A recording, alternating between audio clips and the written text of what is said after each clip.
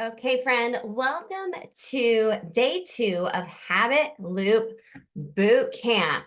I hope you were able to create some cues that are working for you after our day 1 of training. Now, a reminder, if it works out better for you to listen to this on the private podcast feed, that link is in your email if you'd rather listen to this on the go.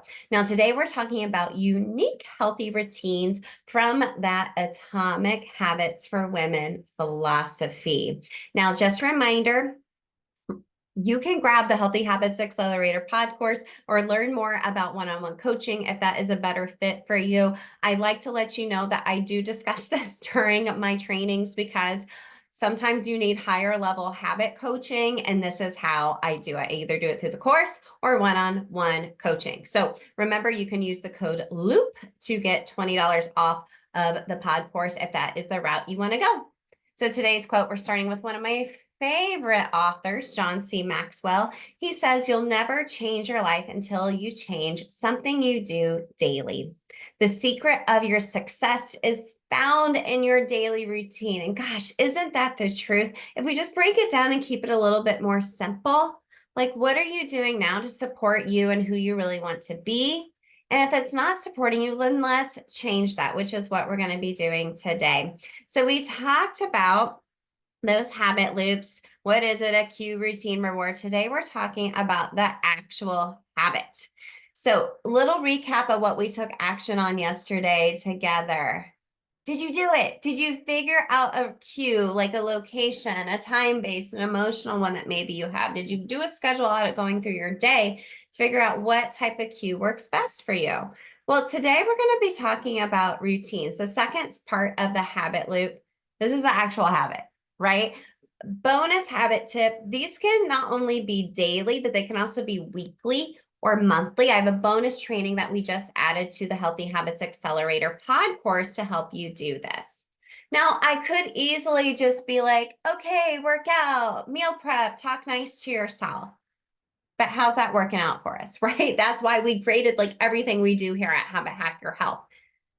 We're carrying a big old invisible load. It's very overwhelming to think about even what type of habit, and maybe you've tried to create habits in the past, but they haven't worked for a variety of reasons that we're going to discuss today. So in creating this habit, this routine, and step number 2 of your habit loop, we're going to do this using that Atomic Habits for Women philosophy. We're going to talk about your habit identity, like who you want to be. No diet culture, because that's not sustainable. That might be why your healthy habits haven't been sticking. And keeping them tiny, because we tend to have an all or nothing mentality. Like, girl, I have it. I have it. So let's dig into each of these. So what is a habit identity? So how do your habits support who you want to be? When you really think about it, your habits shape your identity, and your identity shapes your habits. It's a two-way street. It's important to let your values, your principles, your identity drive the loop rather than your results, right? The focus should always be on becoming that type of person, not getting a particular outcome. Because, a lot of times, like I mentioned with diet culture, which we'll dig into in a moment here, maybe we're just focused on losing weight and being skinny.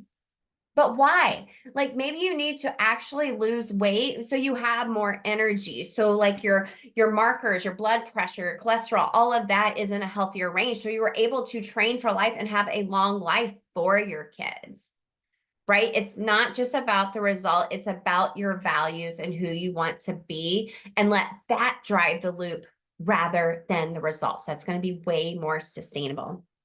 Now, speaking of diet culture mentality, unfortunately, we've just been taught to diet and shrink ourselves. And y'all, this is just unsustainable. It's unrealistic, unhealthy, and just not fun. Like if you have to white knuckle your way through a diet, and it's not fun, it's not sustainable. You will go face first into like pizza or tacos and margaritas by the time that diet is over. That is why the diet industry is a bajillion-dollar industry. Instead of dieting, how about thinking about how can your habits support you as a woman in the season of life that you are in? Meal prep. Yes, because we are busy. we need to have some type of simple meal prep system in place, which we teach inside of our courses, our course. Protein focus, like y'all, protein is king or queen, if you will, because our muscle mass, as unfair it is as women, deteriorates as we get older. I'm 42 and I am lifting weights like a maniac right now because it makes me feel like really strong from the inside out. But I watched my grandmother and now my mom go through low bone density, arthritis, being hunched over like this. I don't want that, right? So a big focus on protein to help fuel my muscles as I'm strength training. Zone 2 cardio. Like if I want to do a HIIT workout, I go do a HIIT workout because I love it. That fuels my soul. But I also know walking, riding my Peloton, just simple like movement where I'm not like pounding the ground all the time. That's going to serve me long term as well. And also realizing where I'm at in my cycle, right? If I'm in that luteal phase and I feel like low energy, I'm not going to push myself and drive my cortisol levels up even more because it's not going to be effective. But we've been taught to go so hardcore and restrict all the time. We have to take a step back and just think of those habits that we just mentioned, which we dig super deep into inside the course. Lastly, tiny habits. We as women try to do it all, and then it becomes very overwhelming. Like, how many times have you started just such high motivation on a Monday? You got your planner out, you've written out your workouts you're going to do every day, your meal prep, you did it for like 4 hours on Sunday, and oh my gosh, all the dishes with that. And then you got your journal ready to like meditate and prayer, do your devotional for an hour each day. And by Thursday, it's all gone out the window, right? You're trying to do too much. And that's okay. Like, take a step back. What can you do for just 15 minutes? That's literally 1% of your day.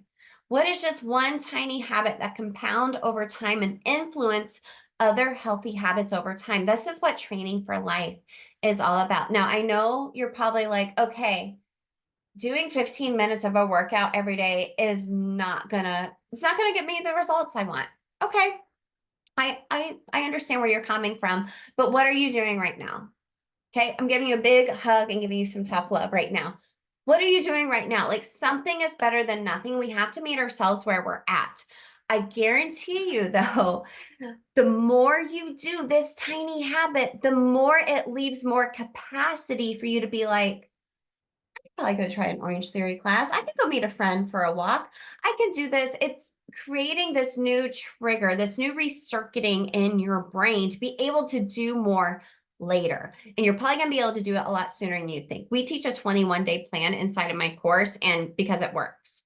Now, let me give you another client example. So this client's example, she wanted to get moving again. She wanted to start doing wall Pilates and somatic exercise at least 4 to 5 times a week.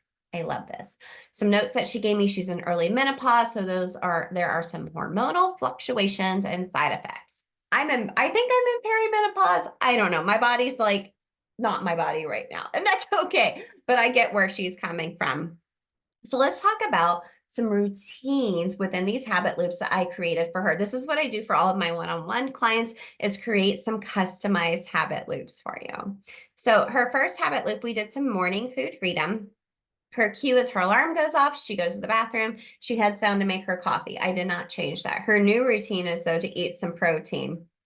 And I know a lot of us aren't hungry in the morning. We want that coffee. I love the ritual. I love the ritual of making my coffee in the morning. I habit stack a lot of habits on there. But before I do, I want you to think about take a spoonful of Greek yogurt, eat it. Eat a half of a hard-boiled egg.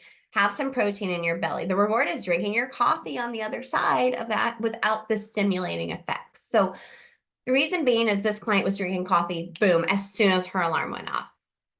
The stimulating effects of coffee first thing in the morning can really rev up your cortisol production even more. And that's what's really hindering us sometimes from reaching our health and fitness goals.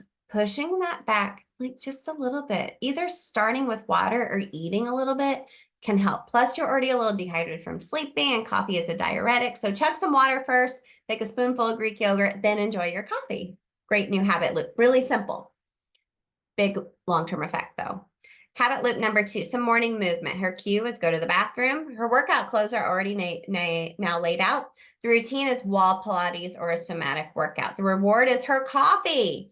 She goes and does this instead. And on the other side, she gets that coffee. So she can also stack watching the news because she used to go and sit and drink her coffee and watch the news. Like, talk about like stress overwhelm, right? We don't watch the news much in our home. But if there's some type of thing you like to do in the morning, you like to watch the news, there's like a favorite local news anchor you like watching, or like the Today Show or whatever, she could like literally do that wall Pilates or somatic workout. She's watching a YouTube video of it while on her phone, she's got the news playing, or vice versa, right? So this is super simple. And the last one is some evening movement. Her cue is she's cleaning up after dinner. Her routine is maybe she tries that wall Pilates or somatic workout then after dinner. The reward is she feels that workout high and she's relaxed as she starts her bedtime routine. Now, this is a simple workout. I wouldn't recommend like a high intensity workout right before bed because you're going to be wired and have a hard time going to sleep. And sleep is also king and queen when it comes to our health. The reason I did this is because from 6 to 9, there was time for movement. She could even have it stack watching TV again there. So action. It's your turn. Now that you've created your cue yesterday, now it's time to create your routine. What are you going to do? What is the habit? Does it support who you are? Is it sustainable for your health? And I want you to make it tiny. A bonus habit hack, we dig deeper into this in the program, is to actually write out when-then statements. There's a line on the Healthy Habits cheat sheet for you that I had you download where you can actually write this out. There's also those 60 healthy habit ideas. If you're like, I'm not really sure what I want to start, like you'll notice the habits I have on there, they're super tiny. They're super tiny. So if you're ready for more, like we mentioned yesterday, I would love to invite you to come grab the Healthy Habits Accelerator pod course. You can use the code LOOP for $20 off. It's linked everywhere for you. This is only for a limited time though, so make sure to go grab it. Within 21 days, you're going to have a bomb plan, if I do say so myself, to help you transform your health. And we do this all with the Atomic Habit Hacking System. There's a 21-day plan that has been carefully curated with you in mind. And, the reason I created an audio course is because I've bought courses before and didn't complete them. I've offered the podcast feed of this training for Habit Loop Bootcamp because I know a lot of times I'll sign up for a challenge, an email challenge, even getting the videos, and then I don't watch them. So I want to help you complete something, right? And if one-on-one coaching is more your jam, then send me a message or book a free discovery call. It's linked everywhere for you, and we can chat about that instead.